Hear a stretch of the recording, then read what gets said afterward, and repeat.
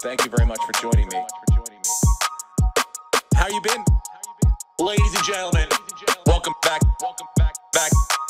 Steve Rannazzisi. I'm the guy. I'm the guy. Fucking lit. I'm the guy. Steve Rannazzisi. Lit. I'm the guy. I'm the guy. Fucking lit. I'm the guy. Steve Rannazzisi.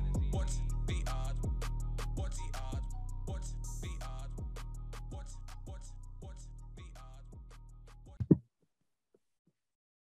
Ho, ho, ho, bitches. It's What's the Odds with Steve Rannazzisi. Welcome to the podcast. Joined as always by Brenton and Lucas. It's December 21st. Merry Christmas. Happy Hanukkah. The Kwanzaas. Who else is out there? What did I miss? The Jews. Hanukkah. We got to hit the Jews. We got everybody.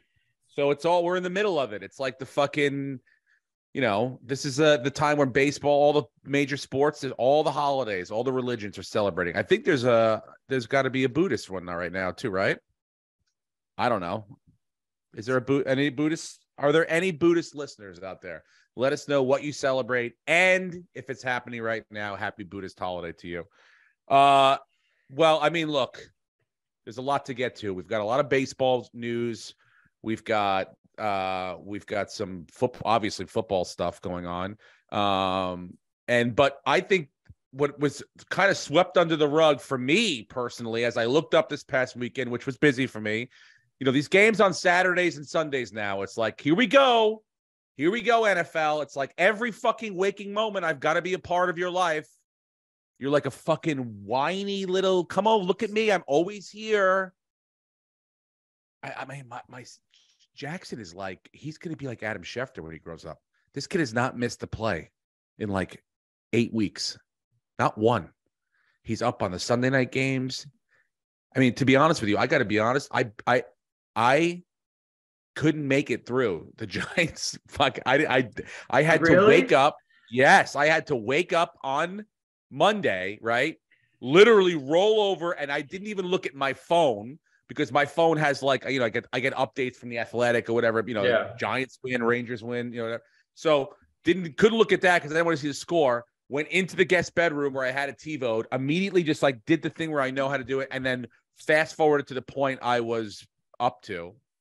It was just because I had a big party Saturday night with some high school friends I got bombed at.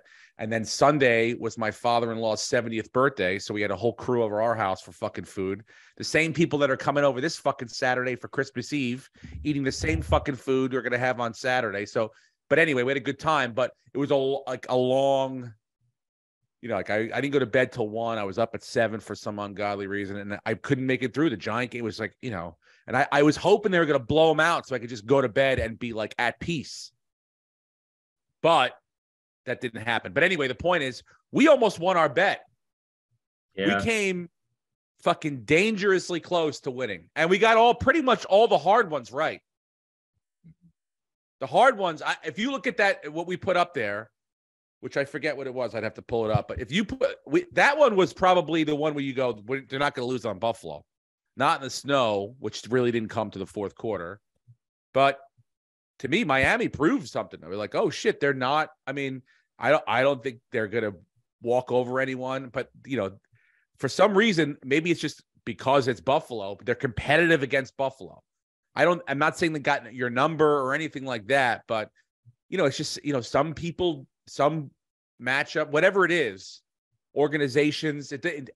Because on paper, and we all thought this was like something that we were unanimous on, obviously because you guys are fans, but you didn't think with your head. I was like, they're not thinking with their fucking hearts or thinking with their heads. This is going to be at least a 10-point game. I think the spread was 7. They obviously won by 3, but it was closer. And were you nervous? Was that something is that something that's on your mind? Not that I think you're going to see Miami in the playoffs, but is that something that is in your head? Well, this is interesting, Lucas, and to the listeners, that he's burying the news of the NFL completely blowing the Giants game and giving it to them. But we'll start with the Bills. Buffalo, as I've touched on for several weeks since Josh's injury, he has not played great, and the team has not played great as a whole. There were a lot of drop passes. There were just overthrows. I think the whole game shifted. Buffalo was starting to, they struggled in the third quarter. Miami played really well against them. But then the game was shifting, and that running into the kicker penalty, that was what screwed our bet. Like, if that hadn't happened, I think we go down and we probably then win by a touchdown or more. But that completely changed the momentum of the game. It changed the score outcome. But the bottom line is the Dolphins outcoached and outplayed Buffalo for that entire game. But their limitation, as I have said, is their quarterback Tua. And when push came to shove, the quarterback that is one of the elite quarterbacks in the league made sure that his team won that game. And he made the plays he had to play. He had to make when he made them, and showed that he is one of, if not the best players in football. Whereas Tua is getting a lot of help from Tyreek and from Jalen Waddle, and otherwise is mediocre at best and is holding that team back, similar to how Baker Mayfield held back Cleveland, or some would argue Jimmy G holds back San Francisco from going to that next level. I think that's what Tua is. He's that guy that can occasionally make a couple of plays, but at the end of the day, we're a year removed from him being pulled in the middle of games to bring in Fitzpatrick to close it out for him. Like, that's the guy that they are putting this team behind. He's got a ceiling. And Buffalo is just more talented, even though they were outplayed for most of that game. Well, I think you guys clinched, right? Did you clinch I know you clinched the playoff spot. Not the division, but okay. We're one game from clinching. And Miami is, I think, in the 7th seed now for the playoff seeding. They might not make it in, right? Exactly. They got an upward. They have who do they? I mean, I don't remember. They got Green Bay in Miami this week. Green Bay coming off a big win, and Green Bay still has something to play for. So that's not a gimme. And you're talking about a team that is probably emotionally and physically exhausted from that Buffalo game. Look, they played better than I thought they were going to play. As far as being out coached, I really didn't get to. I mean, I didn't watch all of it, and it was in the middle of the party, so I was pretty fucking hammered. But seeing the highlights that I saw, it looked like it was. I mean, Josh Allen to me is just. He's at the point where I feel like he is now willing his team. He's not going to let his team fail. He's not going to lose. He's not losing. That could be sometimes that's detrimental. He makes decisions sometimes that are not the best, but they're all in the mindset of trying to win the game. So that you have, and with his talent, I think that's gonna. I mean, that's something that like there's probably 2 or 3 teams that have that. Maybe 2. The Chiefs have that, and I mean, I don't know any. No, that's it. It's you guys and the Chiefs. I take that back. Cincinnati's got that. Joe Burrow has a thing about him that he's going to go, you're going to go, okay, chances are this is going to fucking work out the way he wants it to. So those 3 teams are the guys that are like, okay, they have something different, something special. And that is what shows up in games that like what happened on Saturday night. And so I'm pissed off we didn't fucking win our bet, because that would have been a good one. That to me, when you look at it, I'm like, fuck. That was, I'm going to pull it up. Because we got greedy, Steve. And unfortunately, the weather decided to hit Cleveland. Niners over the Patriots. We knew that. Giants. Wait, hold on. Sorry. Wrong one. Oh, yeah. So Bengals over the Bucks, which looked like a disaster in the first half, but we actually, like I said, he goes, I got to cover for Steve. Niners over the Seahawks. Told you that was going to happen. Lions over the Jets, which was unbelievable. That was a great finish. Great finish. Was this not, by the way, not the greatest week of just insanely close games and crazy finishes? We'll get to how you have some sort of fucking theory that the Giants were handed a game that they weren't handed to. They weren't handed, but let's hold on for that. Okay. Before we got to that, we got to the biggest comeback in the history of the NFL, which I don't know. That was that was Sunday, right? Yeah, Saturday. Saturday. That was the very first game Saturday. Yeah, so Jonah had a basketball game about 45 minutes away at noon. So I caught that game when it was like blowout, blowout, blowout, blowout, blowout. Now it's time for nap and then get into the shower and get ready for the party, right? Go take my nap, wake up. What's going on? Oh, Jackson's like, oh, so, the Vikings scored 2 touchdowns. It's like 33-17 now. Great. Go in the shower, get ready, come out. Oh, shit. What the fuck? Tie game. Dalvin Cook. What? And then go into overtime. And then I didn't even realize it was 33-0. Yeah. 33-0. Did any of this, because again, I was napping and showering, did any of this have to do with the fact that Jeff Saturday has never coached above the high school level? I mean, like a 33, if you told me right now, and I swear to God, guys, if you told me right now, Steve, we're going to give you an NFL team, a decent NFL team, not a winning one, a decent NFL team. We're going to put you up against another decent NFL team. Pretty good. And we're going to spot you a 33-point lead, and you got one half to play. I'm taking the bet that I can get it done. I'm taking the bet I can get it done. What happened in that second half that was completely... But can I throw a wrench into that, Steve? What? Your best player is going to get hurt on the second play of the game, and your quarterback... Okay, but you also scored about how many points after he got hurt? 30? But Steve, and your quarterback is going to be older than you. Did your best player shut out the Vikings in the first half on defense too? They needed Jonathan Taylor to close that game out. You need somebody to run the ball, but my God, dude, you got to find somebody. Zach Moss is not Jonathan Taylor. They needed Jonathan Taylor. If they had him, could have slowed the game down a little bit more, gotten a few more first downs. I mean, it's on Jeff Saturday. That's embarrassing, and he should be fired. As an interim coach, he should be fired. But that was catastrophic, losing Jonathan Taylor on play number 2 and not having him in the second half to just grind that clock.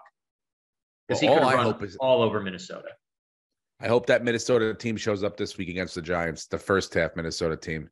I was going to say. That's the team we have to fucking play. You don't want 500-yard Kirk Cousins. No. But so that happens. Then you get into the fact that the Patriots, which, I mean, as a Bills fan, that was maybe the greatest moment of my life. I don't think that's a failure in coaching. No, I really don't. I don't think anybody told him to do that. I just think that people don't. I think they try to do too much in situations where they don't have to. Yeah, and they gave the game away. You have to be I know Cena, shout out to Cena. You have to be, as a Raiders fan, go, well, all the close games we've blown, all the leads that we've blown, we were kind of due one. This was like something that we were due. A handed win. Not saying they weren't going to win anyway, but I mean, that was like, when have you ever seen that? There was a tie game. In no way, shape, or form should they have, like, I don't even know what the thought process behind it was. So that was like, and then, it wouldn't be so crazy if it wasn't a Bill Belichick coach team, which you were like, they don't usually make mistakes. His staff, that was like one of the biggest I've ever seen. It's not like it has been. His staff is full of a bunch of people. Like, he builds. Dude, what are you talking about? They have Joe Judge and Matt Patricia. Yeah, but you know what I mean? Two of the worst all these guys, coaches. They go off, and a lot of them are successful coaches. But the ones who have, it's like he's got the all-star group of everyone who left the nest and failed and is now back. And they just playing against the other coach who could barely stumble in a win. It's there's got to be some sort of collusion going into this. Maybe McDaniels goes, Coach, look, I'm going to get fired. You know it, and I might get fired. Okay? No, he's getting fired. So if you don't want me begging you for my old job back again next year for the fucking third time, and you have to move everything around, you got to hand me some sort of win. All right, I'll come. Merry Christmas. And that's it. That's the only explanation I can think of for what I saw there. I don't understand. It's a tie game. How great was that just stiff arming Mac Jones into the ground, though? Just as like the cherry on top. And then Nick Folk is on the sideline just. And then on top of that, dude, I don't want to say anything, but the fucking World Cup game was insane. It was pretty good. Insane, dude. That was Sunday. A fun way to find out that I have a lot of Argentinian neighbors starting at 6 a.m. Oh, you have at 6 a.m. This neighborhood got loud. Wow. Dude, first of all, that I watched another one where it was like snooze fest. After they scored the 2 quick goals, I was like, nap it all the way to the 70th minute, and then fucking Mbappe. Well, they didn't have a shot on goal for 70 minutes. That was the first shot on goal was the penalty kick. The second one was Mbappe putting it in. Then you go to overtime. Messi puts one in with like a minute and a half left, and they fucking commit a penalty. Mbappe puts one in, bingo, bango, and then fucking penalty kicks, bro, which is insane. Mm-hmm. And you cannot tell me that they did not fucking take a dive to Saudi Arabia. You cannot tell me they didn't do that. There's no way that team going in 38-0 didn't take a dive to Saudi Arabia. Go, look, we can lose the first. There's a reason they put them first. We can lose that game, each one of us gets our fucking 50 million. And next thing you know, we're off to the races, and we'll fucking wipe the floor with everyone after that. Because we got the refs colluding with us. Everything will be in order after that. Everyone gets a little piece. This is FIFA, dude. But it was a fucking insane game. And again, it wipes out the whole memory of like all the bullshit that went on. Because it was fucking awesome. That was pretty insane. And then the fucking parade, dude. They make our parades. They got 4 million people. Yeah. Now, granted, they're pulling from the whole country. That's a lot. But that's a lot. I mean, they had to helicopter their people out of there. Get them out. You see that? They had a helicopter. The fucking. It's like the end of Vietnam. I mean, get to the chopper, dude. Get to the chopper. It was nuts. But good for them.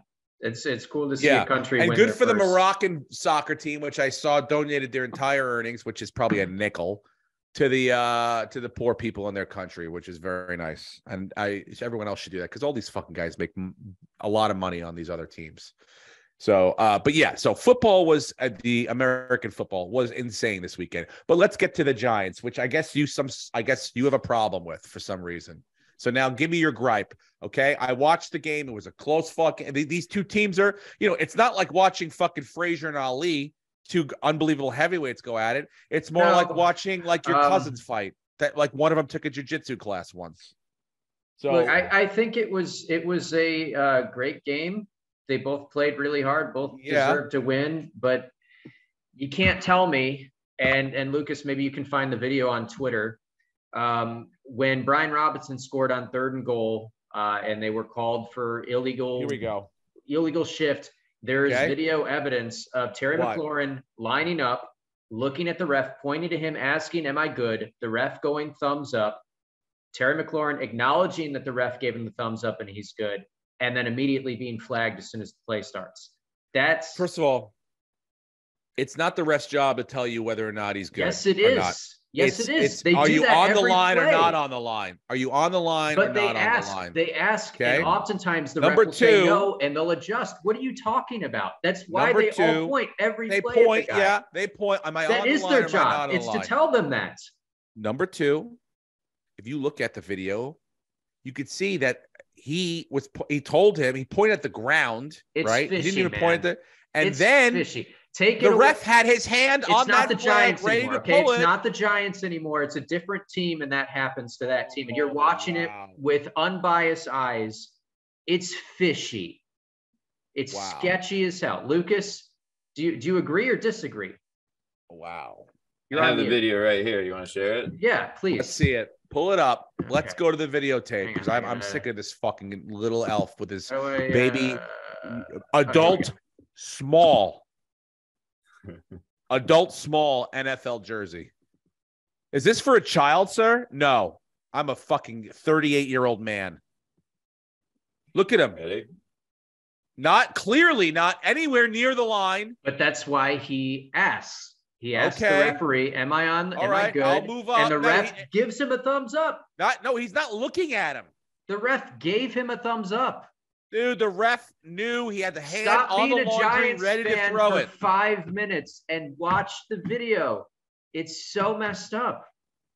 He points to him. He asks him, am I good? He's obviously on Quaaludes is looking right at him. He doesn't even move up that much, right? He didn't. Now he's looking at the quarterback. When he did the second, well, he's like, listen, thumbs up. That could have been anyone saying yes. Someone could have thrown their voice and said yes. What are you he wasn't looking at the ref. This is the universal symbol for thumbs up. He could have been doing this. Move up more. Move up more.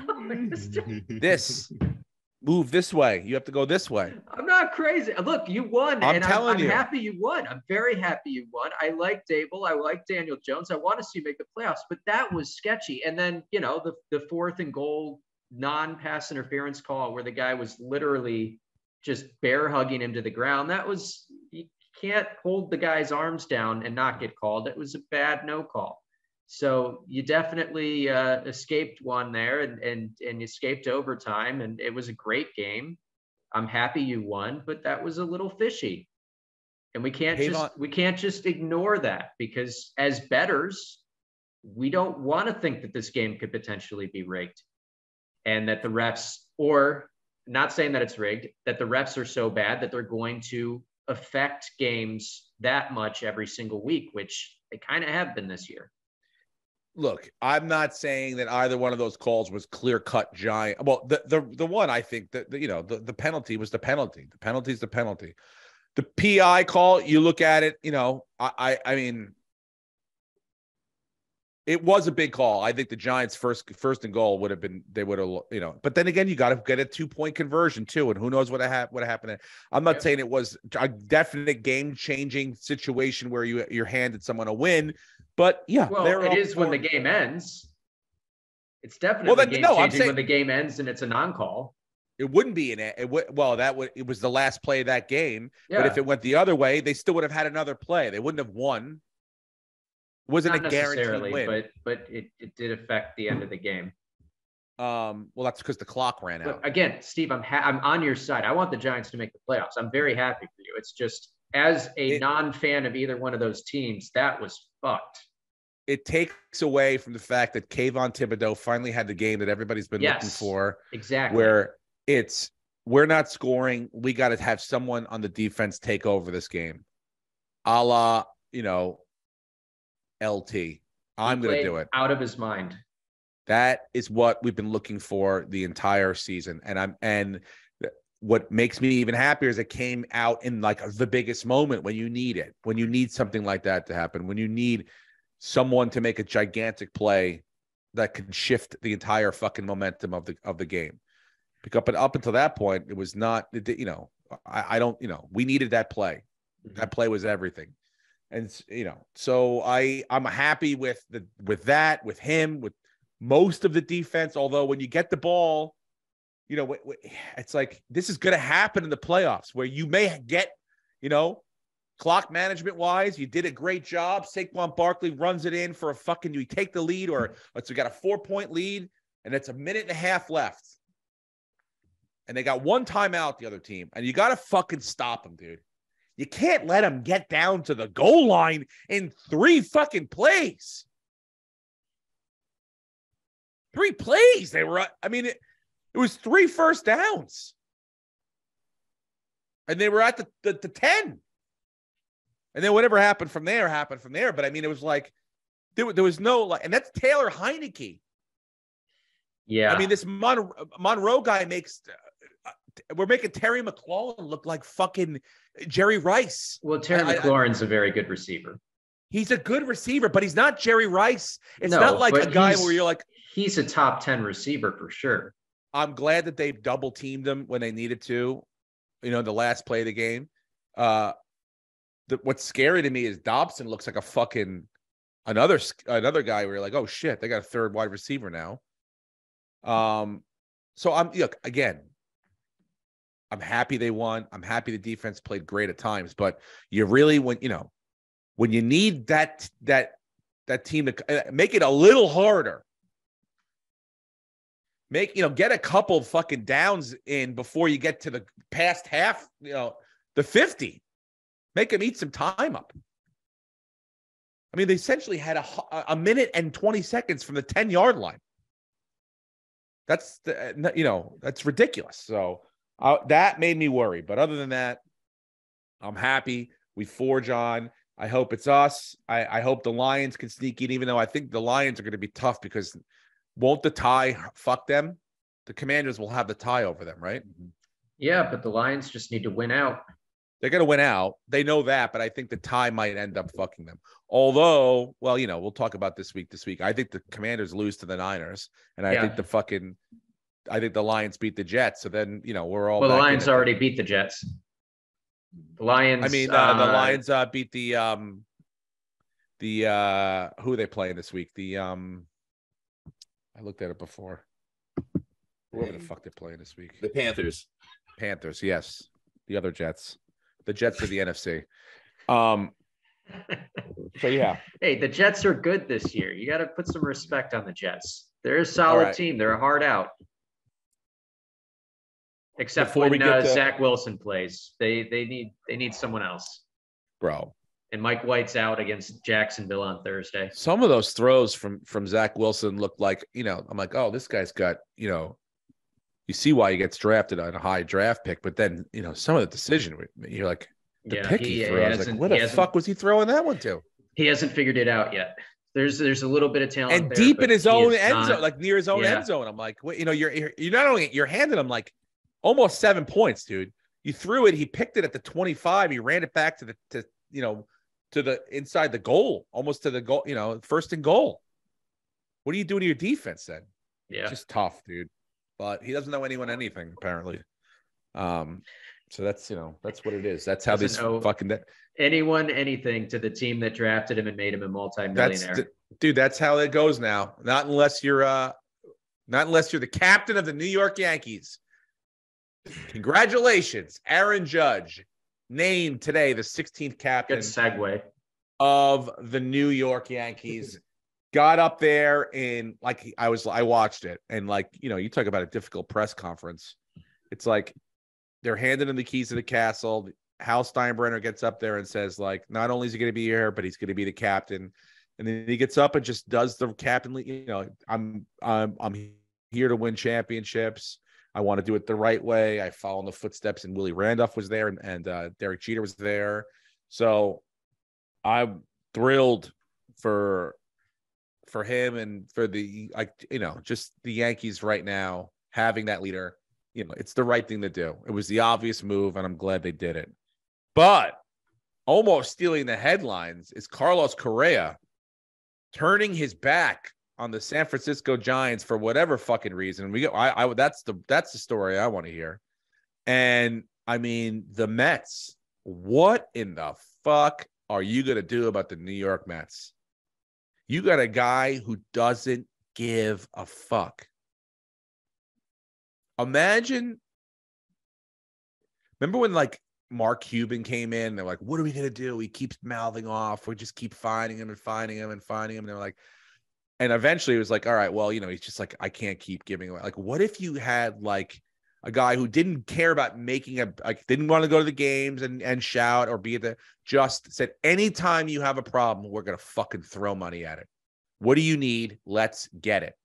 I don't give a fuck about money. That's dangerous, dude.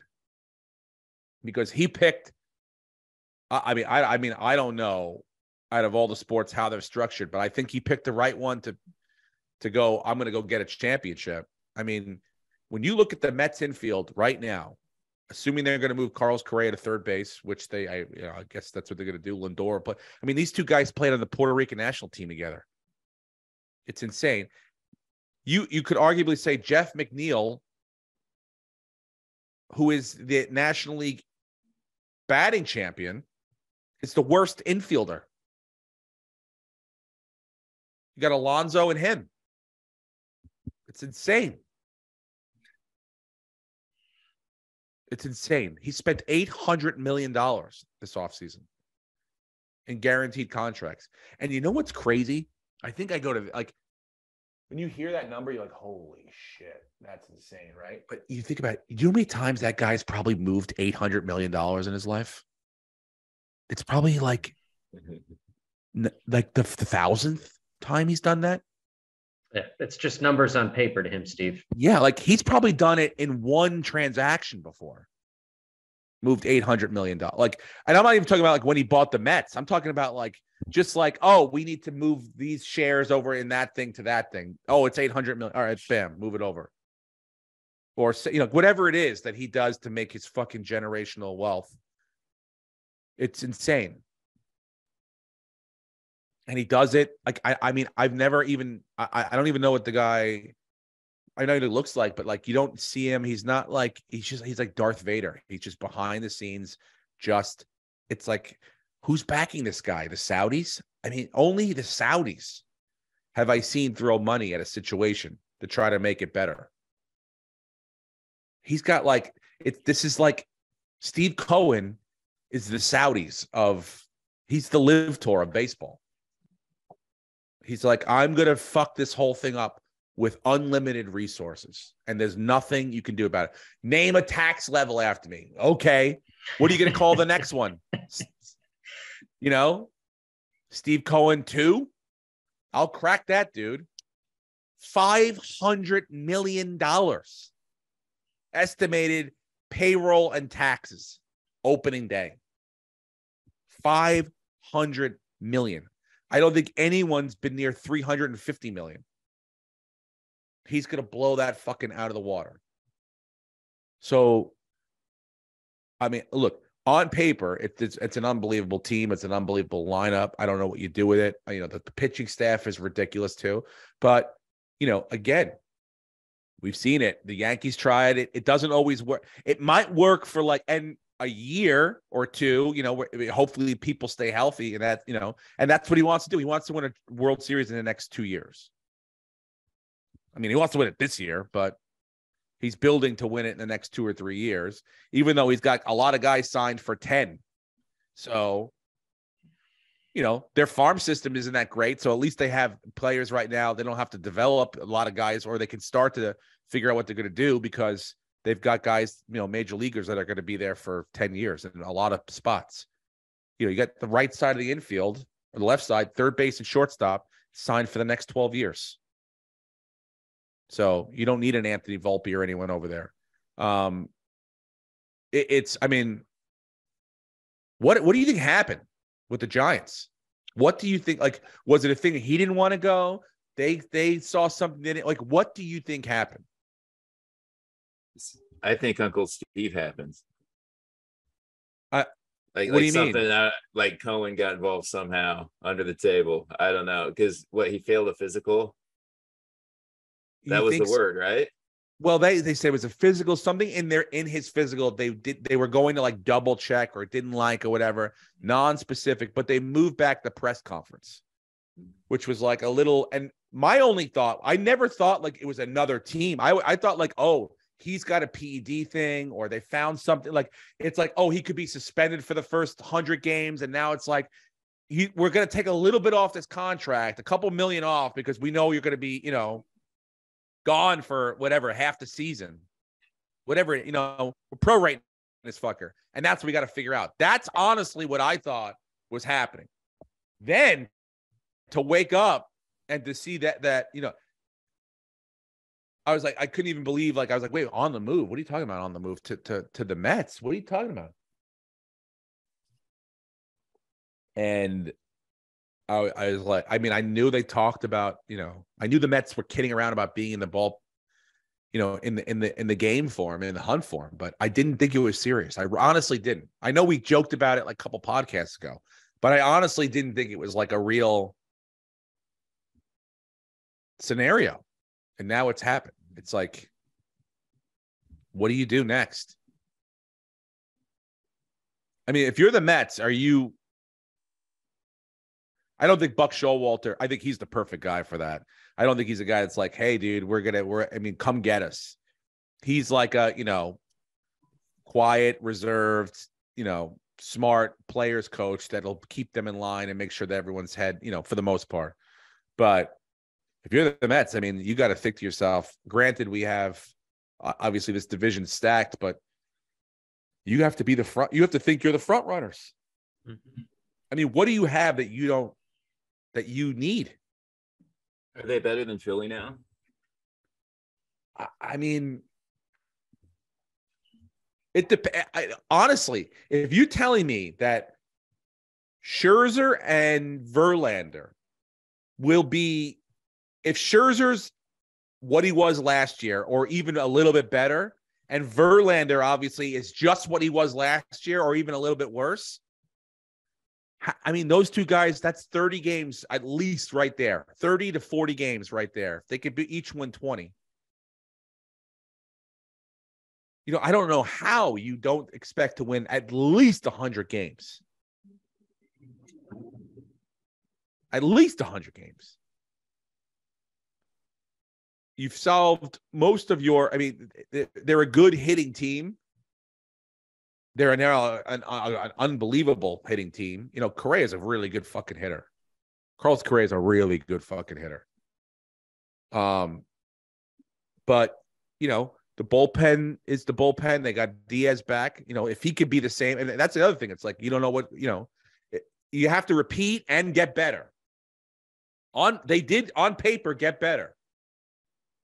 But, you know, they have to avoid, and maybe that's what it is. Maybe bringing in a Verlander and a Correa, who is, you know, obviously these are two guys that were on winning teams. They won World Series with Houston. They know how to win in the postseason. They know how to avoid when, like, the Mets have these disastrous collapses.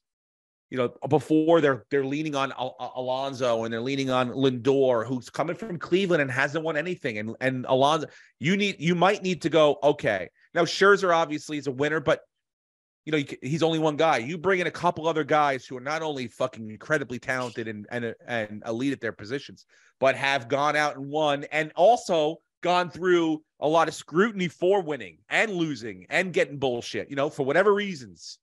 You want to call them fair or not fair. I think it's more than justifiable, but whatever. You know, they know how to deal with that too. They know how to deal when shit's not great. So you brought in Verlander for sure, but Correa, I assume, as well. A passionate leader who knows how to, you know, and now it's Showalter. It's like you have no excuses anymore. So we'll see what happens. But I was like, fuck, dude. Fuck. This is going to get interesting. Because, you know, I don't know what you do with this guy. I mean, when he bought out Robinson Cano's contract and they owed him like $110 million and just let him go, I go, holy fucking shit. This guy doesn't give a fuck. He's spending like MC Hammer had unlimited fucking resources. Imagine Mike Tyson never ran out of money, or like, you know, Michael Jackson never like could just continue to buy the shit that he wanted, but also was smart about it. Michael Jackson continued to buy whatever he wanted. I don't think he ran out of money. He was buying. I think at some point he ridiculous was like, shit. I think like during the years of like, oh, this guy might not be as good as we thought he was. Like there were some lean years. Yeah. I think. I mean, I don't know if he ever treated him like lean years, but I think he just sort of. I know that after he died, like within 2 years, the family started like they were back in the fucking red again, or with the black. Which one's the good? I get what you're saying. I'm sorry, I derailed the conversation. It's not important, but I know that guy was buying weird shit up until the end. Yeah, no, I think he never. I don't think anyone could stop him. I think they just like kept him in the house more. Yeah, you know, like they just like they were like, look, we can't let Michael out like whenever he wants anymore because we don't have the money that he's going to spend when he goes out. So we just keep him in the house more and more. You know, tell him there's a boogeyman outside or something like that. You know, whatever it is that keeps him in the house. So, but after he's passed, now that the estate continues to make cash, they're fucking flush again. But what I'm saying is, this guy's got unlimited resources, dude. Yeah.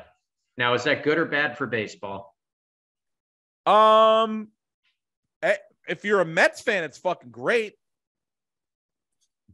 If you're a small market team, you're looking at that situation like this game, it's not even fun anymore for us. What's the point? Here's when it gets bad. You know how like these guys like, well, here he hasn't gone through it yet. Like we'll find out. You know, like these teams have these things where they spend a lot of money and then they pull back the reins and they go, all right, the next 3 years we're gonna fucking cut down on, like the Yankees have done it, the Red Sox have obviously done it. These high spending teams where they're like, look, we are obviously, our franchise is worth tons of money. Our family is worth tons of money. But like, you know, like some years we don't want to not make money. So some years we're going to cut costs because we're not getting the return on the investment. There were no like, you know, the Red Sox got 3 World Series in, 10, 12 years. And now they've cut payroll because they're like, oh, we don't see that 3-year run on the horizon. What I fear for the baseball is if this guy realizes this year doesn't work out, next year it doesn't work out, maybe the year after it doesn't work out, they get close but it doesn't work out, or maybe even they win one and then it's like, okay, but now it doesn't work out like 2 or 3 years, then he's not just going to go, okay, rein it back in, let's get the spending under control and we'll start to build, a smarter program around that. Or is he just going to go every fucking year, I'm throwing money at it? Well, how much money does this guy have? Dude, he's got more money than all the other owners added together. He did lose a lot of money in the GameStop thing too. So like, you ask what's going to happen to him. That's like, he already had like a financial hit and he's still doing fine. So yeah, I don't think he's stoppable. That's what I'm saying. Like, if he has the idea of like, I will forever, as long as I'm owner of this team and as wealthy as I am, continue to throw money. Like there is no rebuild. Like the Lakers don't like officially call it a rebuild, but like, this year they might start selling fucking pieces off because it ain't going to happen. It's not technically a rebuild, but we kind of know what's going on. We're shedding some payroll. We're going to get some draft picks. We're going to start to get, Mm-hmm. I don't know if the Mets, because think about it. If Scherzer and Verlander's, these guys are not, he didn't invest in fucking 25-year-old studs. He invested in 38 and 40-year-old people. So like, what I'm saying is like their contracts are up. Obviously they're not for very long, which is smart, but like, is he going to then hope that the guys he signed below them move up to level 1 guys and let's hope we can develop a 1 guy, or he's just going to go out in the year or 2 and get the next fucking top guy that's available? Like the Yankees, they went after a top guy. They got Rondon, right? They probably overpaid, but they didn't go after Verlander. They didn't go after like DeGrom. There wasn't even talk of that. If the Yankees had Steve Cohen, they would have got DeGrom. It would have been fucking Cole and DeGrom. No questions asked. And Judge, and we'll go after fucking Rondon. Well, according to Forbes, he's got $17.4 billion, and he's the 96th richest person on the planet. So he could probably go another decade of doing baseball like this before he's really in trouble. He's got to be one of the top 5 American richest people. If it's, he's got to be Muskin, Gates, and him. He is 10th on the American list. Yeah. So it's crazy, man.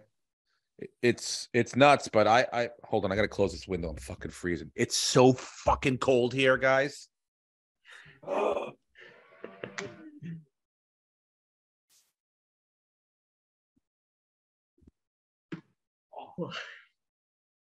It is fucking going to be 22 degrees tomorrow. Top high.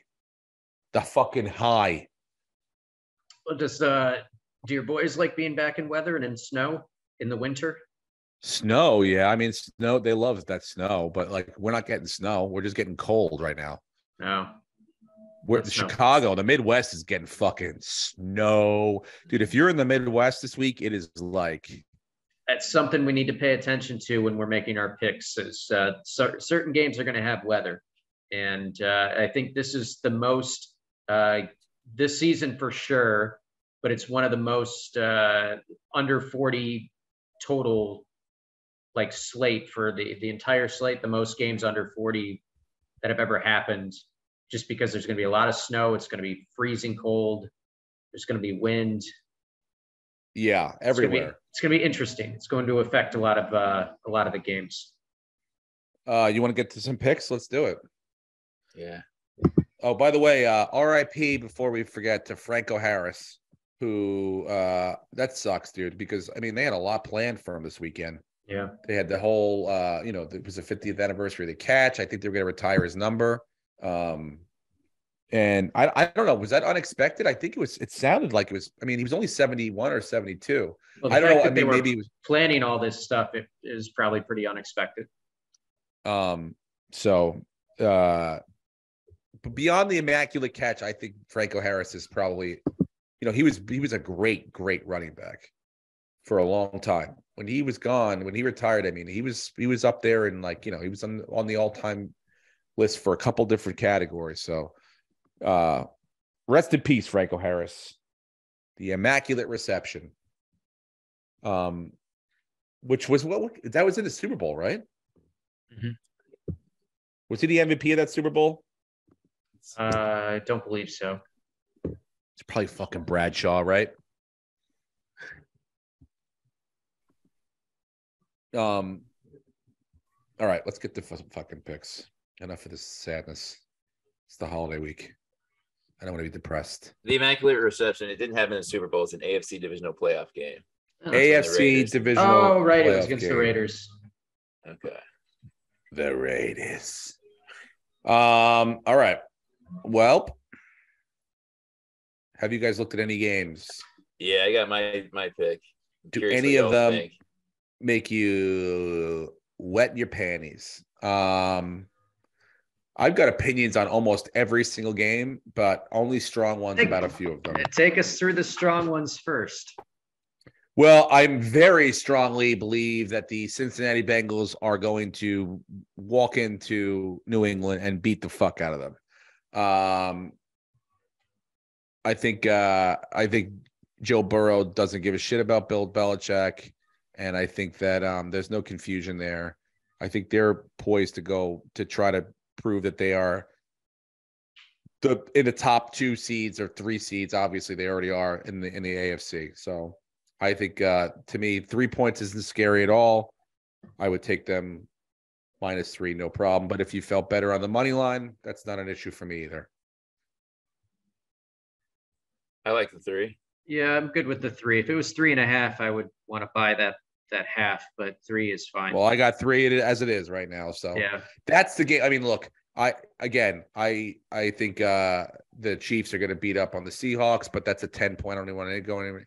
I think the Jags. You can take the Chiefs on the money line. It's free money. I don't want to do that. If something else goes wrong, in that does it make you nervous that the Texans played them really tough and honestly the last 2 weeks the Chiefs have been kind of so and squeaked out games? I don't want to get involved with it. I don't want to get involved with it at all. I do think that the Jags beat the Jets. Yes, I like that as well, especially with Mike White out. I got him as a +1 favorite. So yeah, I'm seeing +1 as well.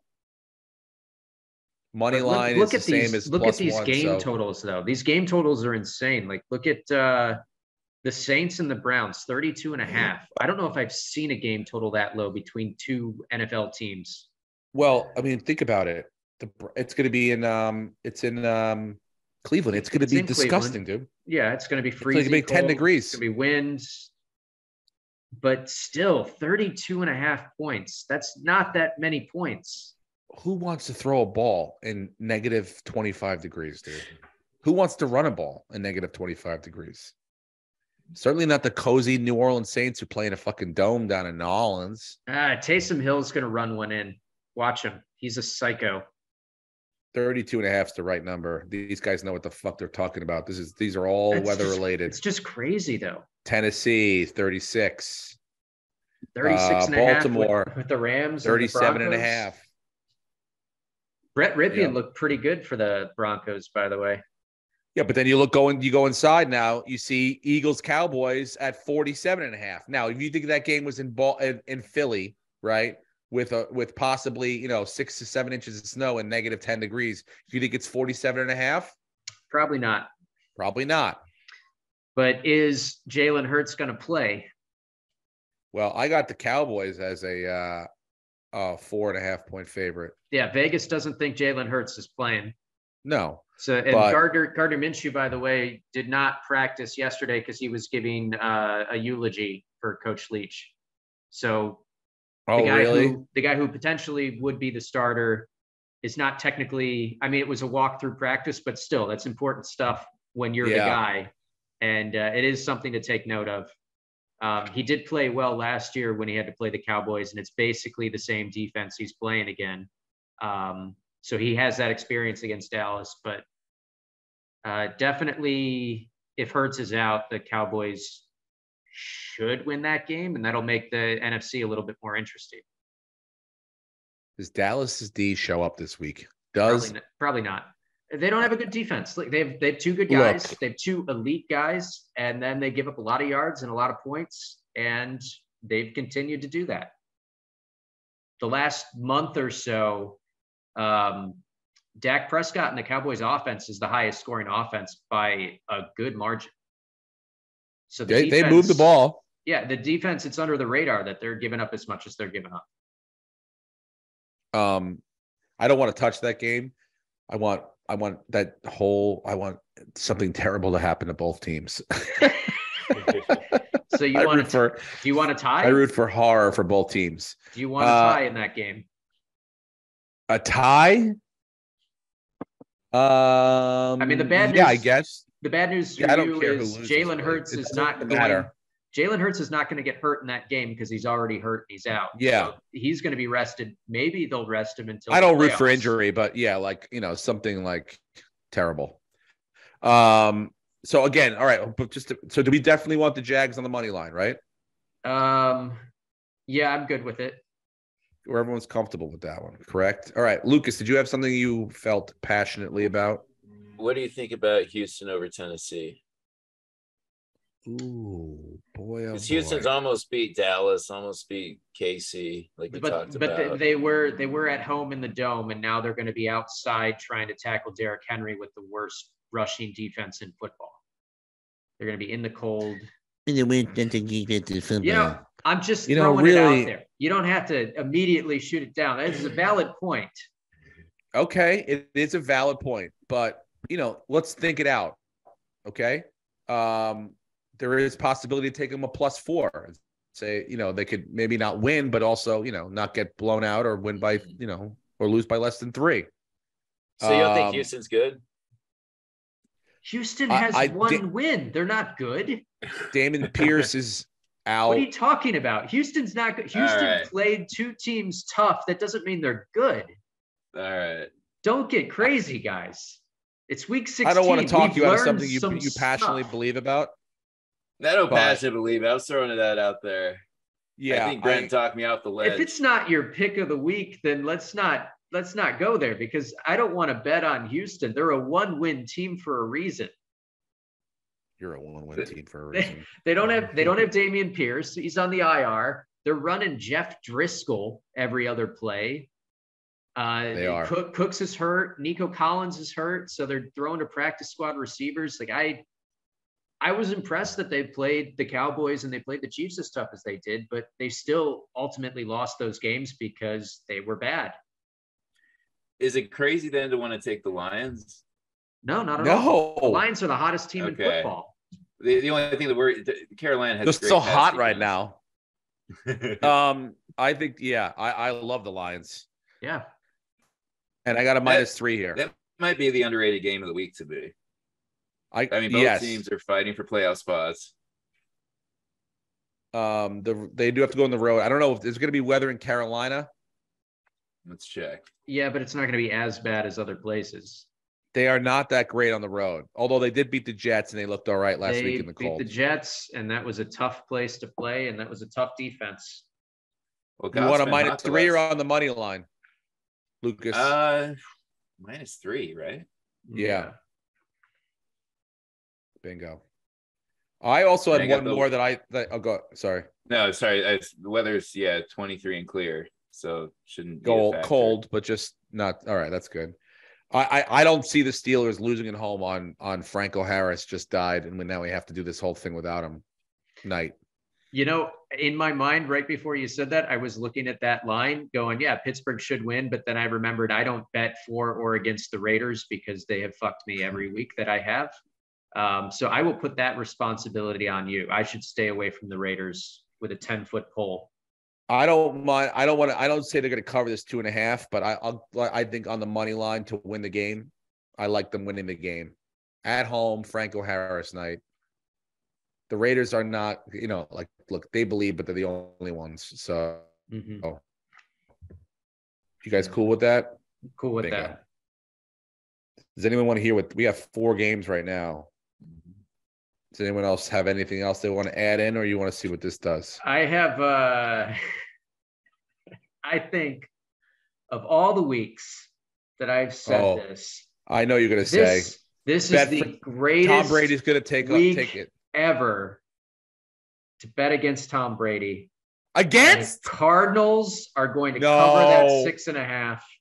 Absolutely. Colt McCoy with a whole week of practice under his belt, a mediocre defense that he's facing with his guys healthy and ready to go at home. Tampa Bay coming in just kind of like, we're not good and we know it now.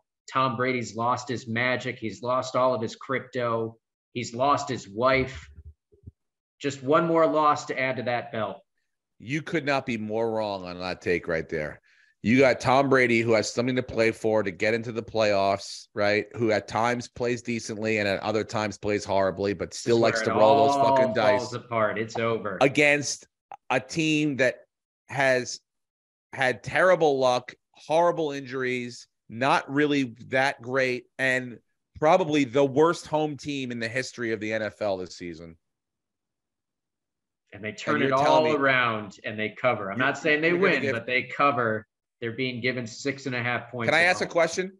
Yes. I would almost be willing to bet that Tom Brady has won more Super Bowls in the stadium of Arizona, games Super Bowl, than the Arizona Cardinals have won at home this year. He has more. Are you saying he has more Super Bowl wins total or Super Bowl wins? Dude, he's got 7 stadium? Super Bowls. I'm sure he won one in Arizona. And they have it every fucking. It's there this year. It's there every fucking 5. Oh, he's not years. going. This is the only time he's getting there this year. Doesn't matter. I'm just saying. I think this guy's doesn't get. He feels great in that building. I'm sure he's won a Super Bowl. I think he's lost one though against the Giants. I think they won in Arizona. Yeah, so. There are some bad memories, but they played well up until that point. The point is this. I think he feels more of a home and field advantage than the Arizona Cardinals do. And I think you're completely wrong about that take. I think that I'm not saying they're going to win it. Hey, can we meet in the middle and say Tampa on the money line? We can take Tampa on the money line, but you don't think they would cover 6.5? You think it's a close game is what you're saying? Or do you think that the Cardinals win? Steve, as Tom Brady would say, as he fleeced people out of millions of dollars to join his crypto exchange, fortune favors the bold. All right? Do you think Tom Brady wins this game? No. Oh, my God, dude. No, it's not happening. Not this week. And that NFC, that division is going to be really, really interesting next week. Only if Tom Brady everybody's going to be right there. If Tom Brady retires, this could be, and I'm not saying it will be, but could be the last time that Brenton is completely, absolutely wrong about Tom Brady, underestimates him, and he fucks him again. This could be one of the last times that this happens, if not the last time. So if Tom Brady retires, if he doesn't, it'll happen. He looked horrible in the second half. His interception was. We're not going to bet that game. We're going to leave that one alone. But that's a personal issue between you and I, which we will table till next week. Let's see what these bets. Okay, well, how do you like the Chargers on Monday night going into Indy? It's going to be in a dome, so Herbert doesn't have to worry about weather. That offense is now clicking. The Colts just lost the worst game of the NFL, the history of the league. They lost the worst one with a coach who now they're going, hey, man, you really don't know what the fuck you're doing. We don't want to play for you. They're packing it in. Jonathan Taylor is done. Zach Moss. They just want a money line or 4.5? Give me the money line. By the way, they just benched Matt Ryan too today. So they're going to start Ellinger. So, no, Nick Foles. Really? Nick? Oh, man. Okay, yeah. Oh, 100%. Nick. Give me the Chargers. Damn, dude. All right. Here we go. So to recap, Cincinnati Bengals -3 on the spread. Jackson Jaguars on the money line against the old Jets. Detroit Lions -3, the spread against the Panthers. Pittsburgh on the money line to beat the Raiders on fucking RIP. What's his name? I forgot it already. Franco. And then the Chargers on the money line against the Colts. So, and anyone who is smart, go ahead and throw the Cardinals in there, +6.5. $50 will pay us $897.43, almost $900. A Christmas miracle. Pretty good Christmas for Lucas. Fuck yes. I gotta log in to do it. Facial recognition done. In authentication code sent. Bet location verified. Correct. Place bet. Now in done. Still furious that you can do all those things and I can't. It's over, dude. I did it already. Fucking bam. Just like that. Ladies and gentlemen, New Year's, which is not that far away. So it's 10 days away. Yeah, it's a week and a half. I'll be in Louisville at the Comedy Club, Louisville, New Year's, the 29th, 30th, and New Year's Eve, 2 shows. Come celebrate. Wait, sorry. Suit. The club is called the Comedy Club? The Louisville Comedy Club. Okay. That's what it's called. They didn't put a lot of effort into. You know, I mean, I'm not in charge of it. Comedy Club of Louisville. No. I don't know. I'm sure it's a great club. Churchill Downs. It's great. It's going to be awesome. I haven't been there. And so I'm looking forward to it, Brent. Don't shit on my parade. It's a good city. It's a good city. It's a great city. Fuck you. So yeah, tickets are at steverenneseasy.com. So get those now. And then also January hitting the road. We got Greenville, South Carolina, Huntsville, Alabama. We've got other places that I can't think of right now. I got to tell you, just from those, like you're talking about before we started working out and losing weight, you're going to eat so much in those cities. I'm hoping to golf too, Good dude. Luck. Greenville's the second week in January. You're not going to burn enough calories for all the barbecue that you're going to eat. Well, are you kidding me? I'll eat the way I eat is my own business, but I want to golf a little bit. And Huntsville, I want to golf too. That's not like you're not, unless you're going to walk the whole course. Maybe I will, dude, if the weather's nice. Thank you. Yeah, I've got La Jolla. I've got Vancouver at the Just for Last Festival. We've got Denver. We've got fucking Salt Lake City with Ari Shaffir. We've got a lot of different places. So is that the hot tub trip? Yeah, that's the hot tub trip. Okay. Just be careful this year. Don't need you getting sick again. We're get my titties all fucking bacteria'd up again. So yeah, that's what we have to look forward to the New Year's. You guys have anything you want to throw out there plug wise at all or no? Well, it's not for me. It's for All Things Comedy. Gareth Reynolds released a special that's on the All Things Comedy YouTube. It's called England, Weed, and the Rest. It's really great. He's hilarious. So everyone should check that out. Nice. Yeah. Go ahead. Sorry. Oh, no. I got Magoobies January 25th through 27th with Adam Ray.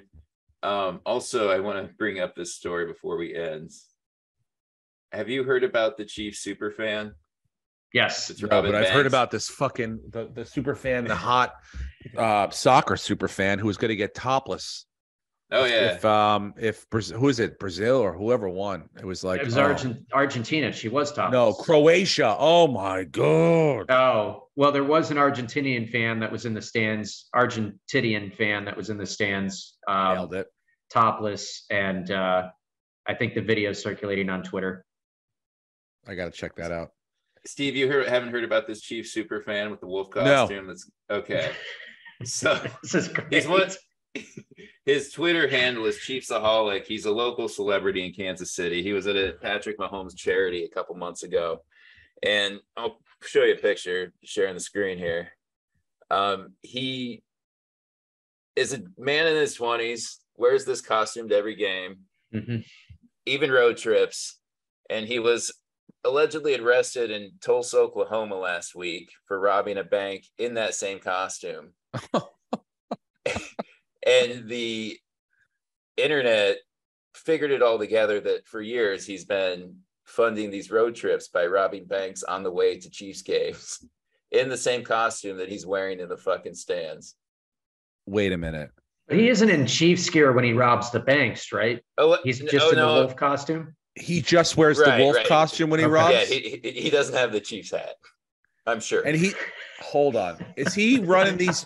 Is he robbing solo? Is he going in like I would imagine if you're going in that outfit to rob a bank, he's a lone wolf. What I'm wondering is nice job. What I'm wondering is is he going up to the counter? Is it one of those kind of robberies, put the money in the bag kind of situations? Or is he busting in everyone on the ground? This is a fucking stick up, put the money in the bag. You can't go low key robbery on this thing. This guy's got to get in and get out. He's a wolf, Steve. He goes in and he claws some people, slices a belly open. They know he's meaning business. He'll chew on somebody's leg. They give him the money and he's out. Take a piss on his way out the door. Brenton? Or Lucas, how long has he been doing this? A few years. I mean, how has no one put this together? How have no? But you know what's the craziest thing cities, Cincinnati. He hasn't been caught up until that's now. What I'm saying. You can't rob a bank anymore. Cleveland, Baltimore, and he's doing it in a wolf costume. It's not even an elaborate heist movie where he's got a team of people and they figured everything out. And they know when the guard is taking a shit. And when the front teller is looking at her phone, this dude's walking in a wolf costume and they can't catch him for years. San Diego, all unsolved wolf grand larceny We got cases a wolf on the loose. Unsolved. And finally, the mystery's been solved. I mean, I want a list of all the cities he's done it to. I want all the account. I mean, this has got to be a Netflix. At the FBI, this is a 30 for 30. CIA, everyone, what are you doing? Just get the wolf. The wolf of Wall dressed Street. Like a wolf. Last month, somebody tweeted at him asking him how he was able to afford to go all these games. He said, "I make a good living, plus I hustle in private." Hustle in private, dude.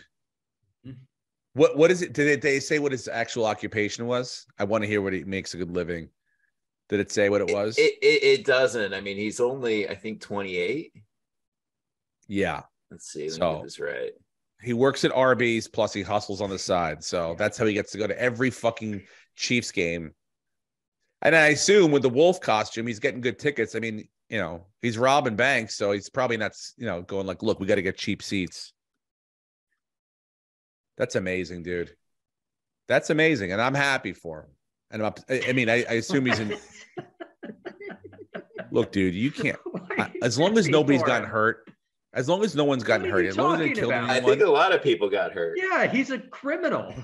I don't care, dude. Rob a bank, bro. Banks deserve to be robbed. Banks deserve to be robbed. Win the lottery like a normal person. Banks deserved to be robbed. And as long as you don't hurt or kill anyone in the process, I root for them. I root for bank robbers. That's free fucking money. I'm not saying I'm not advocating it, but just know that if you do it, I'm rooting for you. And I hope you win. And I hope that this guy, as long as there's no physical damage to anyone or he didn't hurt or, maim anyone.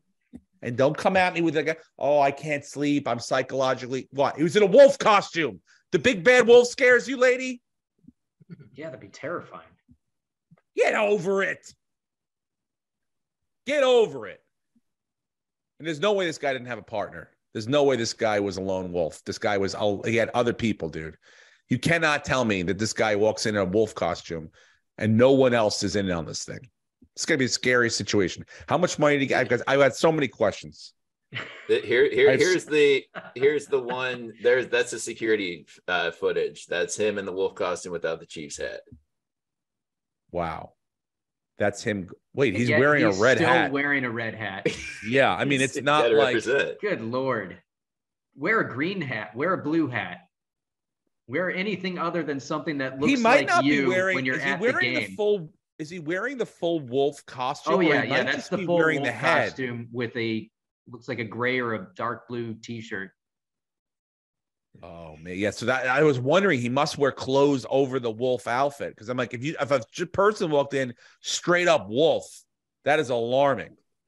But like, I would say, like, I've been at the bank before. You're filling shit out. You're not looking around. I don't look at if it would take me a while before I noticed a guy in a fucking wolf, like in a normal clothes. But dude, that's fucking great. Good for him. I'm happy for him. And I think that they should make him the new mascot, as long as he's not like, because look, the Chiefs are only going to be so long, you know, but the Kansas City Wolves have a nice fucking ring about them, right? You know, there's only so much time before it all becomes too woke. Yeah. So, all right. Well, dude, what a way to end our Christmas spectacular on a feel-good story about fucking grand larceny and stupidity. That's the podcast for this week. Everyone, happy holidays, Merry Christmas. Enjoy the weekend. Stay warm and go fuck yourselves. Right? Go Bills. Go Bills. Bye. Thank you very much for joining me. How you been? Ladies and gentlemen, welcome back. Steve Renazizi. I'm the guy